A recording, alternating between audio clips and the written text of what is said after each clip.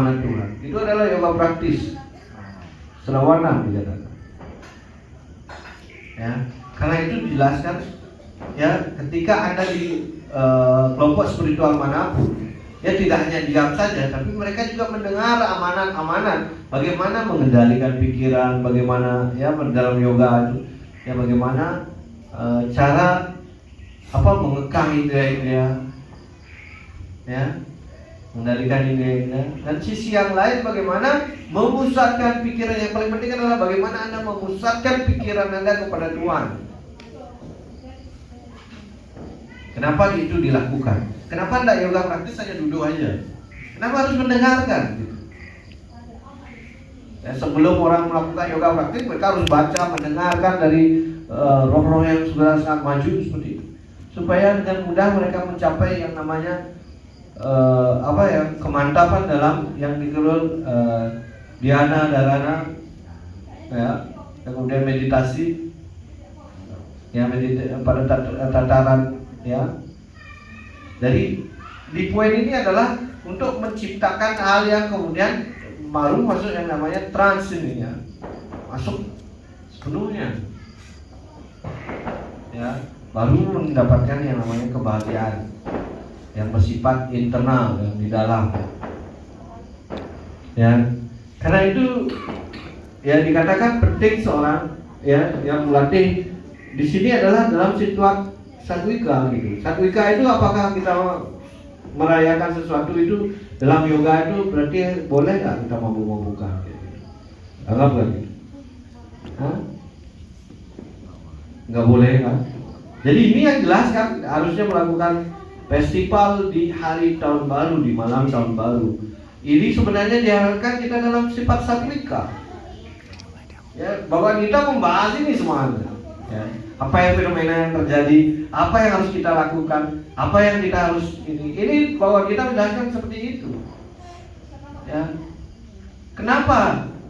Ya, karena kita ingin mengetahui bahwa kita harus bebas melakukan tindakan tanpa terkena dari reaksi. Ya, karena yang kita inginkan kita melakukan suatu akarma, melakukan kegiatan di mana tidak ya sama sekali terkena reaksi dari karma ini. Apakah kita boleh tawuran pada hari ini? Apakah itu dalam sifat Satwika? Ya, ini harus kita lihat fenomena yang dijelaskan bahwa kita ini. Ya. Bahwa kita menyampaikan ini bukan untuk apa? Untuk menjelaskan apa itu kebahagiaan yang bersifat sementara, apa itu kebahagiaan yang sebenarnya gitu. Kenapa ada tingkatannya dalam sifat nafsu, dalam sifat kebodohan, atau dalam sifat kebaikan? Kenapa seperti itu? Harus ada perbedaan.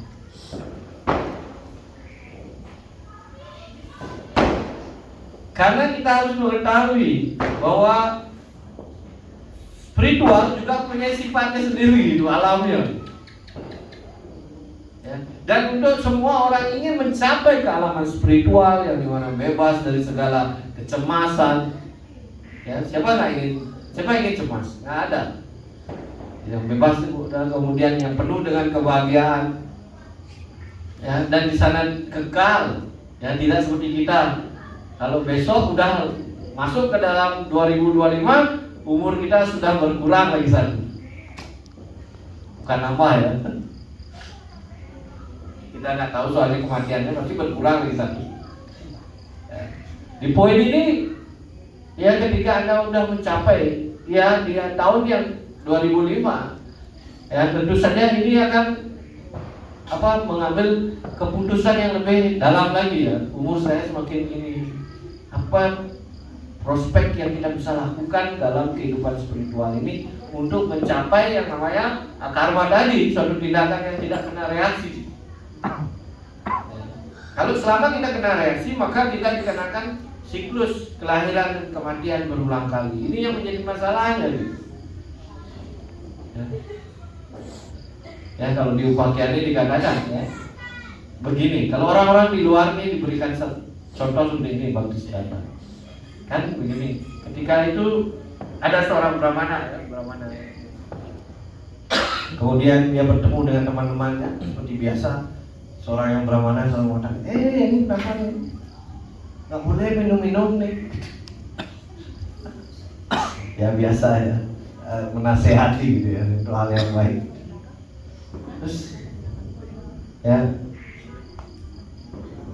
Terus Brahmana, apa yang terjadi kalau kami minum-minum? Kamu masuk neraka. Terus kalau itu ada tempat bordil, ya artinya orang pelacuran. Terus kalau mereka bagaimana nasibnya? Sama juga masuk neraka. Terus yang jualan minuman di depan ya rumah bordelnya gimana? Ya, dia masuk neraka.